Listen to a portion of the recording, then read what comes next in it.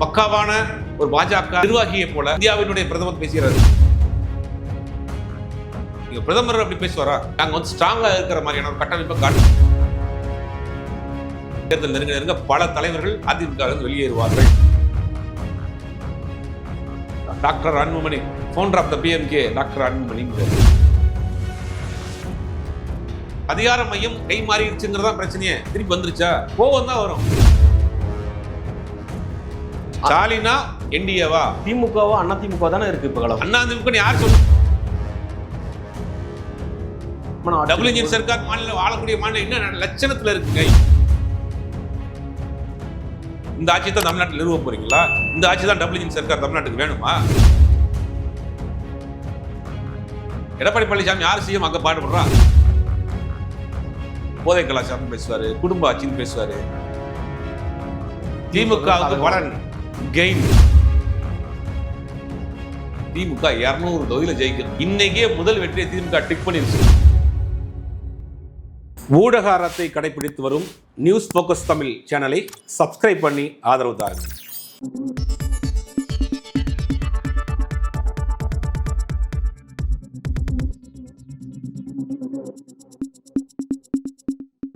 Sir வணக்கம். வணக்கம்.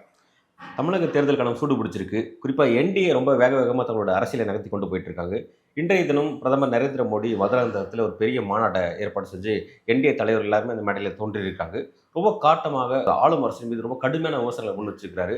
திமுக ஆட்சியை வந்து திமுக கிட்ட வந்து இந்த தமிழ்நாட்டை கைப்பற்ற வேண்டியது இருக்கு, விடுவிக்க வேண்டியது இருக்கு அப்படின்ற மாதிரிலாம் பேசுறாரு. அவர் என்ன சொல்றாரு அப்படின்னா, டபுள் இன்ஜின் சர்க்கார் இங்கே வளர செய்யணும் அப்படின்ற ஒரு விஷயத்தை குறிப்பிடார்.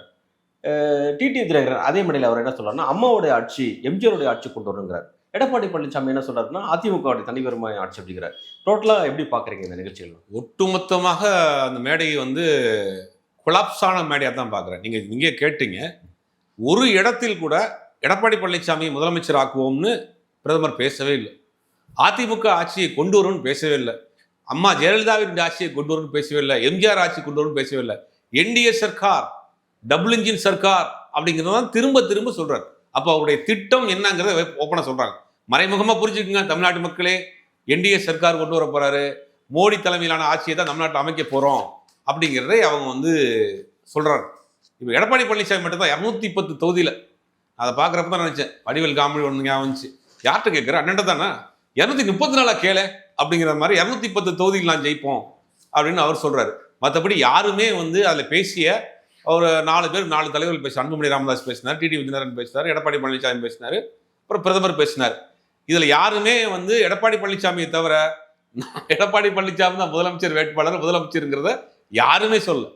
யாரும் சொல்லிடக்கூடாது, அந்த குறைய போக்கணும் அப்படிங்கிறத தான் அந்த மேடையை துவக்கிய திரு KP முனுசாமி முன்னாள் அமைச்சர் அவரே வந்து எடப்பாடி பழனிசாமி தலைமையான என்டிஏ ஆட்சி அப்படின்னு சொல்லி ரொம்ப அழுத்தமாக சொல்றாரு. அதிமுக ஆட்சி தனியாக சொல்லிட்டாரு. அங்கதான் ஆரம்பிக்கிறது அந்த நிகழ்ச்சி. அவங்க மட்டும் தான் சொல்றாங்க. ஓகே, அந்த அந்த அந்த குரூப் மட்டும் தான் பேசுறாங்க. எடப்பாடி பழனிசாமி KP முனுசாமி மட்டும் தான் பேசுறாங்க. மித்த யாருமே பேசலையே. அப்போ இவர்களுக்கெல்லாம் ஒரு செய்தி சொல்லப்பட்டிருக்கிறது. தமிழ்நாட்டில் அடுத்து வரப்போகிறது கூட்டணி ஆட்சி, என்டிஏ கூட்டணி ஆட்சி, அதில் நீங்கள்லாம் அமைச்சர் கவலைப்படாதீங்கன்னு ஏதோ ஒரு அசூரன்ஸ் கொடுக்கப்பட்டிருக்கு. அதனால தான் அவங்க யாருக்கு தெரிஞ்சதுனால தான் எடப்பாடி பழனிசாமி முதலமைச்சர் ஆக்குவோம் அப்படின்னு சொல்ல மாட்டாங்க. இப்போ நாளைக்கு இதே கூட்டம் இந்தியா கூட்டணியில் போடுறாங்க. ராகுல் காந்தி வர்றாரு, கம்யூனிஸ்ட் கட்சி தலைவர்கள் வர்றாங்க, எல்லா தலைவர்களும் இருக்கிறாங்க, மேடையில் பேசுகிறாங்க. திமுக ஆட்சி தொடர வேண்டும், ஸ்டாலின் முதலமைச்சர் வருவாங்கன்னு பேசுவாங்க. இங்கே பேசுகிறாங்களா? அப்போ உங்களுடைய திட்டம் வந்து என்டிஏ ஆட்சியை கொண்டு வரும், டபுள் இன்ஜின் சர்க்கார். இங்கே பெண்களுக்கு பாதுகாப்பு இல்லை. என்ன பெண்களுக்கு பாதுகாப்பு இல்லை? டபுள் இன்ஜின் சர்க்கார் ஆளக்கூடிய மாநிலங்களில் எப்படி ஆட்சி நடத்திக்கிட்டு இருக்கீங்க, அந்த லட்சணம் என்னங்கிறது இன்னைக்கு உலகம் முழுக்க பார்த்து சிரிக்குது. மணிப்பூர்ல ராணுவ வீரனுடைய ஒரு மனைவியை நிர்வாணப்படுத்தி இழுத்துட்டு போனாங்க. இது டபுள் இன்ஜின் சர்க்கார். யூபியில ஹத்ராஸ்ல ஒரு தலித் பெண்ணை வந்து பாலியல் பலாத்காரம் செஞ்சு அந்த பெண்ணுடைய பணத்தை கூட கொடுக்காம வெளியில டயரை போட்டு எரிச்சிங்க. இதுதான் பாதுகாப்பு கொடுக்குற ஆட்சியா? நீங்க இந்த ஆட்சி தான் தமிழ்நாட்டில் கொண்டு வர போறீங்களா? இந்த ஆட்சி தான் தமிழ்நாட்டில் நிறுவ போறீங்களா? இந்த ஆட்சி தான் டபுள் இன்ஜின் சர்க்கார் தமிழ்நாட்டுக்கு வேணுமா? தமிழ்நாட்டுக்கு வந்து பாதுகாப்பு இல்லை, தமிழ்நாட்டில் பெண்களுக்கு பாதுகாப்பு இல்லை. என்ன பாதுகாப்பு இல்லை? நீங்க வாழ்ற நீங்க ஆட்சி செய்யக்கூடிய டபுள் இன்ஜின் சர்க்கார் ஆட்சி செய்யக்கூடிய மாநிலத்தில் பாலாரம் தேனாரும் ஓடுதா? உங்களுக்கு என்ன நோக்கம்? உங்களுடைய திட்டத்தை கொண்டு வரீங்க. சரி, தமிழ்நாட்டில் நீங்க 11 வருஷமா நீங்க ஒன்றிய அரசியல் இருக்கீங்க. தமிழ்நாட்டுக்கு என்னென்ன திட்டங்களை கொண்டு இருக்கீங்க? அதிகமான நிதி கொடுத்துருக்கிறோம் சொல்லியிருக்காரு. 11 வருஷத்துல 3 லட்சம் கோடி அளவுல நிதியை நான் கொண்டு வந்திருக்கோம். காங்கிரஸோட 7 மடங்கு அதிகமான 2 மடங்கு 2 மடங்கோ 3 மடங்கோ அப்படின்னு சொல்லியிருக்காங்க. நம்பர்ஸ் குறிப்பிட்டு சொல்லியிருக்காரு. அப்ப நிறைய ரயில் மேம்பாலங்கள் கொண்டு வந்திருக்காங்க, பாலங்கள் கொண்டு வந்திருக்காங்க. அதுவும் எடப்பாடி பழனிசாமி ரொம்ப அழகா குறிப்பிட்டாரு. ஒரே வருஷத்துல 11 மருத்துவக் கல்லூரி மற்றும் மருத்துவமனை வந்து இதுவரை எப்பயுமே கொண்டு வந்ததே இல்லை, நான் கொண்டு வந்திருக்கேன். அது இந்தியா முழுவதும் ஒரு ஸ்கீம் இருக்கு. மாவட்டத்தோறும் மருத்துவமனை மருத்துவக் கல்லூரிங்கிற ஒரு இந்தியா முழுவதும் ஒரு ஸ்கீம் கொண்டு வராங்க. பட் அது எந்த ஸ்டேட்லயும் கொண்டு வராம தமிழ்நாட்டு மட்டும் கொண்டு வந்தாங்க. எல்லா ஸ்டேட்டுக்கும் வந்துச்சு.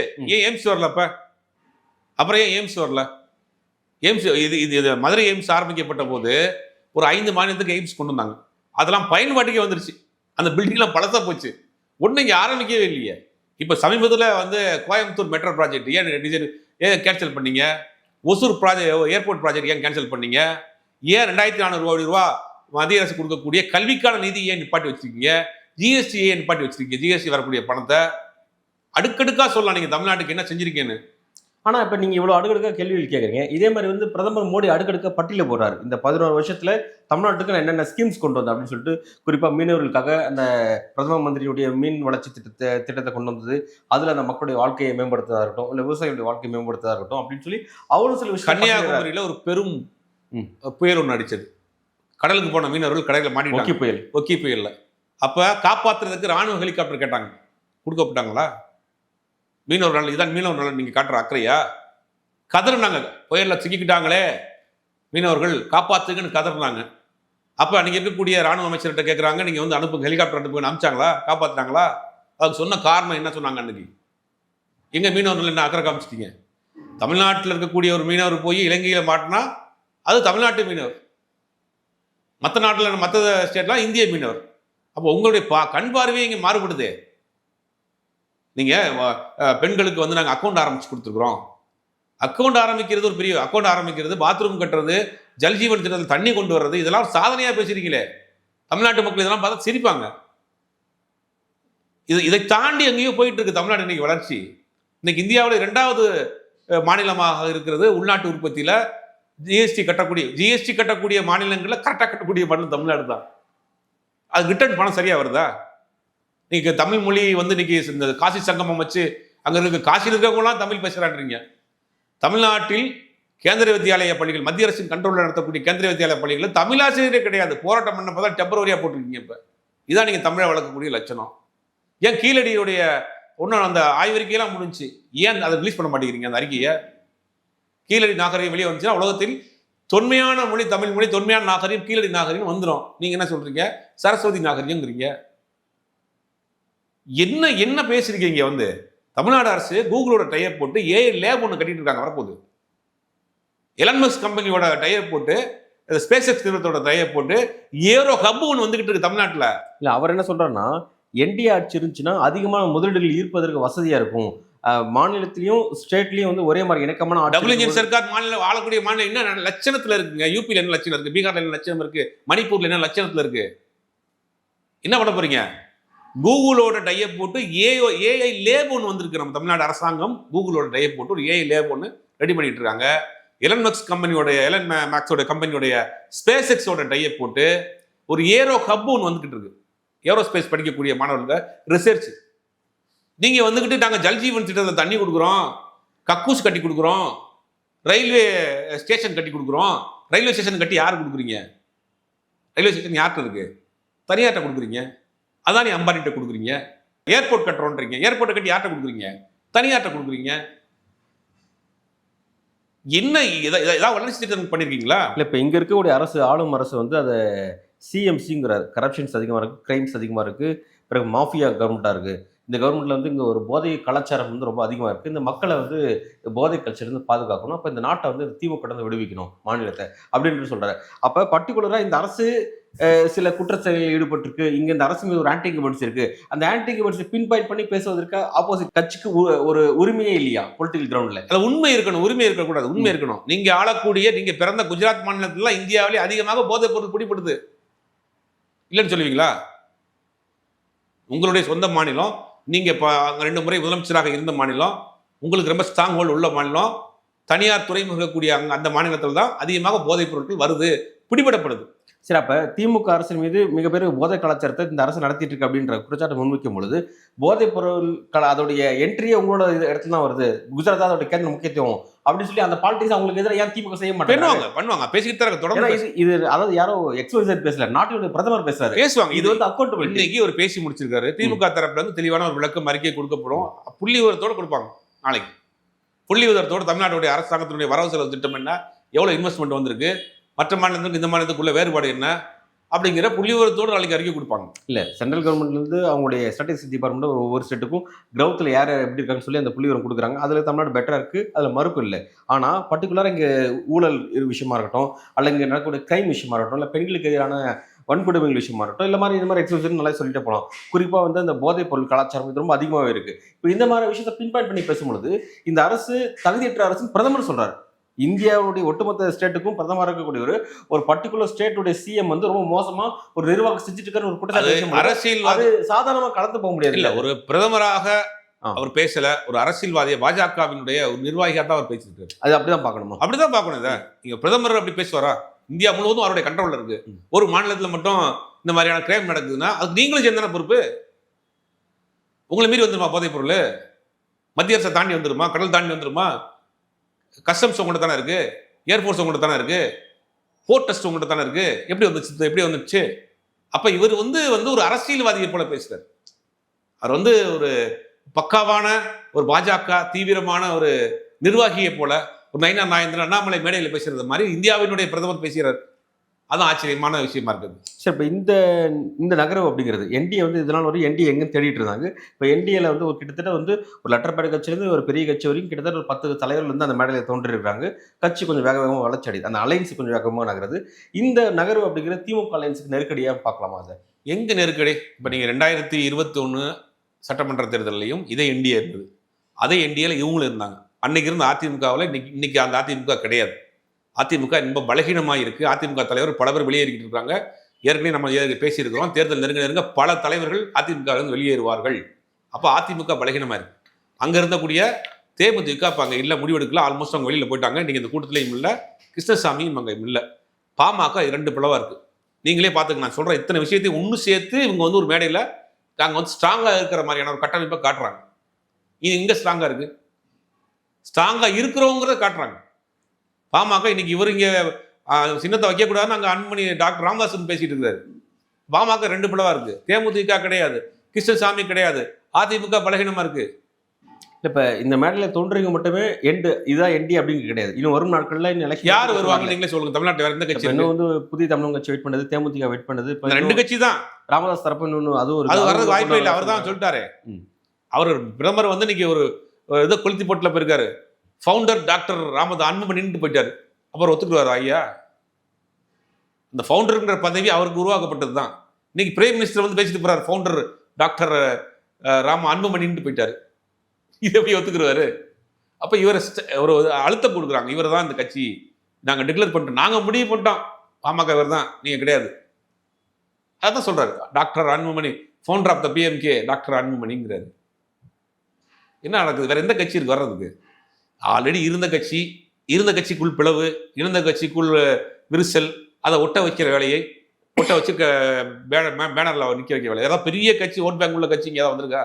இப்ப டிடிவி என்ன சொல்றேன்னா 21 அதிமுக, அதாவது அதிமுக அம்மா ஆட்சி அமைக்கிற அந்த வாய்ப்பு இழந்துருச்சு. காரணம் வந்து நம்ம வெளியே போயிட்டோம், இப்போ நம்ம உள்ள வந்திருக்கோம், ஒரு மனதோட ஒர்க் பண்ணலாம், நம்மளுடைய பொது எதிரி வீழ்த்து ஒரு மனதோட ஒர்க் பண்ணலாம், இதெல்லாம் இப்போ அங்காளி பங்காளி சண்டைகள் அப்படின்ற மாதிரி கொடுத்து அவர் கொஞ்சம் ஸ்ட்ராங்காக பேசுறாரு. அவருடைய பேச்சு ரொம்ப ஆச்சரியமாக தான் இருந்துச்சு. ரொம்ப ஒரு என்டர்ஸ் பண்ணி, எடப்பாடி பழனிசாமி என்டர்ஸ் பண்ணி தான் பேசுறாரு. ஸோ அப்படி இருக்கும் பொழுது இப்போ அது வந்து 21 பண்ண தப்ப சரி பண்றாங்க. அப்போ தலைவர்கள் கை கொடுத்துக்குருவாங்க, தொண்டர்கள் கை கொடுக்க மாட்டாங்க. ஆக்சுவலாக அதிமுகக்குள்ள விழுந்த பிளவுங்கிறது சாதி ரீதியான பிளவு. இந்த பிளவு ஒட்டவே ஒட்டாது. இது உடைந்து போன கண்ணாடி. கரிஸ்மாட்டிக் லீடர் கிடையாது. எம்ஜிஆர் மாதிரியோ ஜெயலலிதா அவர்கள் மாதிரியோ ஒரு தனித்துண்மை வாழ்ந்த ஒரு தலைவர்கள் கிடையாது. தமிழ்நாட்டில் எந்த தொகுதியிலாம் நிற்க செய்யக்கூடிய அளவுக்கு ஒரு கரிஸ்மாட்டிக் லீடர் கிடையாது. எடப்பாடி பழனிசாமிக்கு தென்பகுதியில் ஏற்றுக்கிற மாட்டாங்க, டிடிவி தினகரனை கொங்கு பகுதியில் ஏற்றுக்கிற மாட்டாங்க. இதனால தான் பிளவே வந்துச்சு. இப்போ தலைவர்கள் மத்தியில் ஏதோ அழுத்தத்துக்காக கை கொடுத்துக்கிட்டாங்கன்னா அவர் பின்னாடி ஃபாலோ பண்ணக்கூடிய அந்த சமூக வாக்குகளோ அந்த தொண்டர்களோ ஓட்டு போடுவாங்களா? எப்படி நடக்கும்? பிரச்சனையே இங்கே வந்து அதிகார மையம் கை மாறிடுச்சுங்கிறதா பிரச்சனையே. திருப்பி வந்துருச்சா? கோவம் தான் வரும். நேற்று வரைக்கும் வீரவசனமா பேசிட்டு இருந்தோம், டெல்லி கூட்டு போய் மிரட்டி கூட்டு வந்துட்டாங்கப்பா இந்த கூட்டணிக்கு. அவர் அந்த மேடையில சொல்றாரு, அழுத்தத்துக்கு உட்பட்டோ இந்த மாதிரி உட்பட்டு நம்ம எதுவும் வரல. அழுத்தத்தை கொடுக்கல அப்படின்னு அழுதுகிட்டு தான் சொல்றாரு. அவருடைய பாடியில முகத்துல ஏதாவது சிரிப்பை பாத்தீங்களா எங்கேயாவது? அண்ணன் சகோதரர் எடப்பாடி பழனிசாமி சொல்லி ரொம்ப அழகா பேசுறாரு அந்த stage ல. அதெல்லாம் பேசுவாரு. ஆ. இல்லைன்னா அங்க வந்து நாளைக்கு காலையில என்ன நடக்கும்?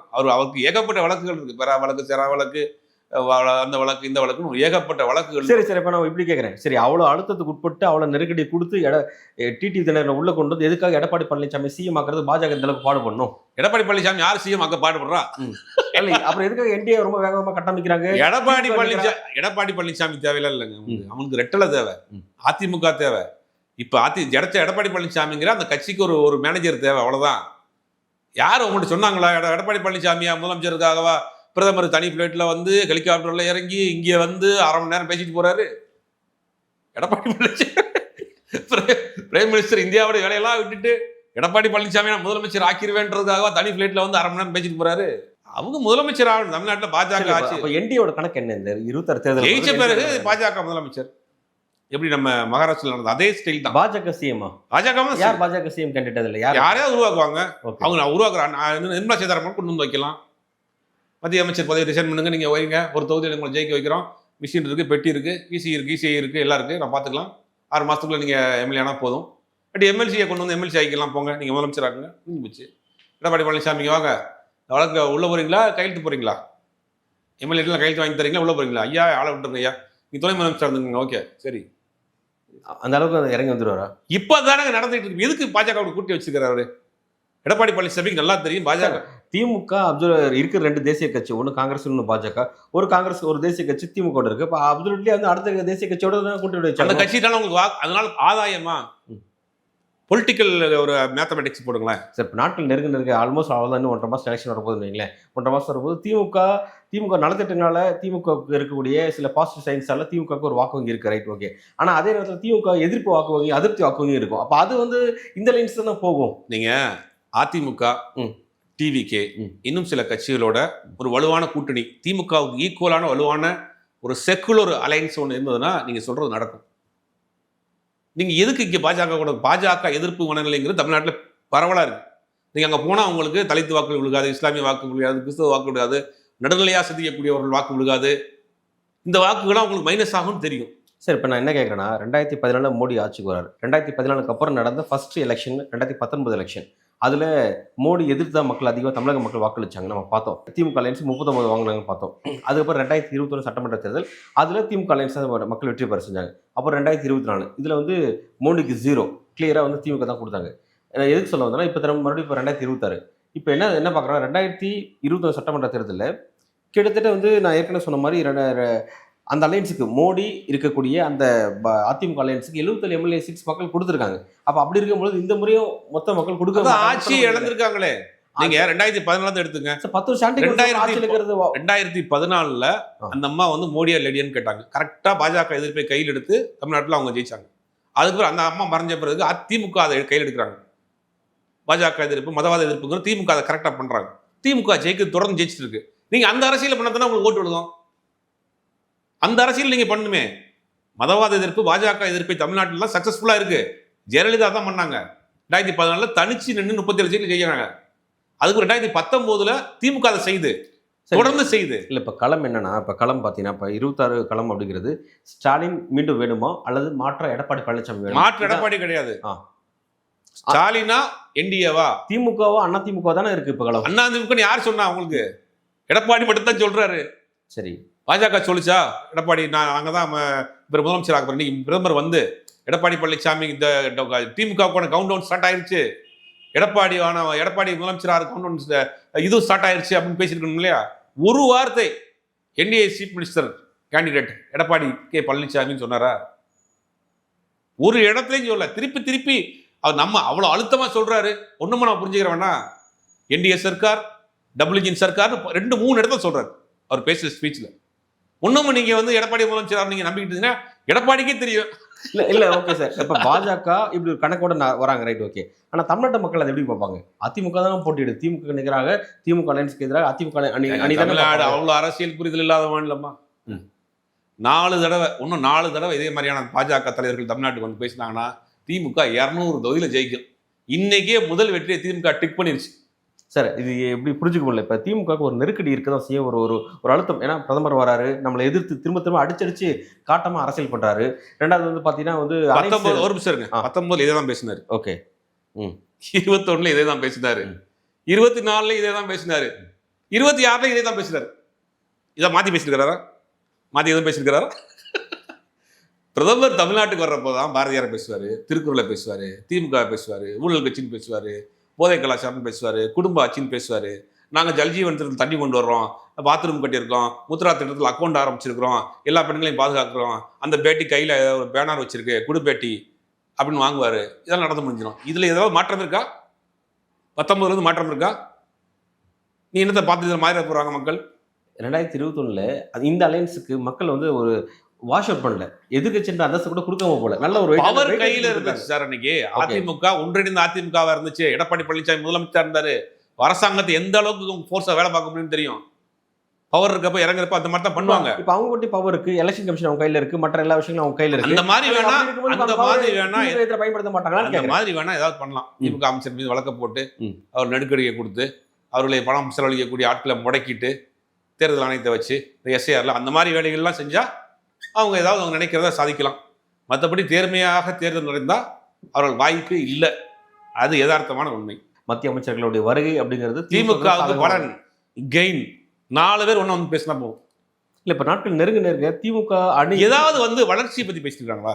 ஸ்கீம்ஸை பத்தி பேசிருக்காங்க, திட்டங்கள். மோடி நிறைய பட்டியலிட்டாரு சார். நான் வந்து என்னோட 11 ஆட்சியில வந்து என்ன பண்ணிருக்காரு செஞ்சிருக்கேன்னு சொல்லி பட்டியல். பாத்ரூம் கட்டணம் சாதனையா பேசிட்டாருங்க. ஜல்ஜீவன் திட்டத்துல தண்ணி கொண்டு வந்து சாதனையா பேசிட்டாருங்க. தமிழ்நாட்டில் கடந்த 50 வருஷமா கடைக்கோடி கிராமத்தை கூட அடிப்படை வசதி இருக்கு. நீங்க சார் அப்படி இல்லை, அப்படிலாம் நீங்க சொல்லாதீங்க. பல்வேறு மலை கிராமங்கள்ல இன்னும் அடிப்படை வசதி இல்லாம தமிழ்நாட்டில் நிறைய கிராமங்கள் இருக்கு. அதெல்லாம் ரொம்ப ரேர். ஆனா இந்த மாதிரியான வளர்ச்சி திட்டங்கள் நம்ம பார்க்கலாம். நம்ம சென்னையில உட்காந்துட்டு நம்ம வந்து ஒட்டுமொத்த சென்னையில 4 கிராமத்துல வந்தவன் தான். இல்ல மலை கிராமத்தை நான் பார்த்தவன் தான். தமிழ்நாட்டுக்கு எந்த கிராமத்துக்கு வேணாலும் போங்க, ரொம்ப ரேரா வேணா இருக்கலாம். அதாவது 90.99% கூட இருக்கலாம் அந்த மாதிரி. அது ஏதாவது கவனிக்கப்படாமல் இருக்கலாம் ஒழிய 90.99% அந்த மாதிரியான அடிப்படை கட்டமைப்பு எல்லா ஊர்லயும் இருக்கு. நான் எல்லா கிராமம் தமிழ்நாடு முழுக்க சுற்றி இருக்கேன். ஒரு 500 குடும்பம் இருக்கக்கூடிய கிராமத்தில் நான் பார்த்துருக்கிறேன்.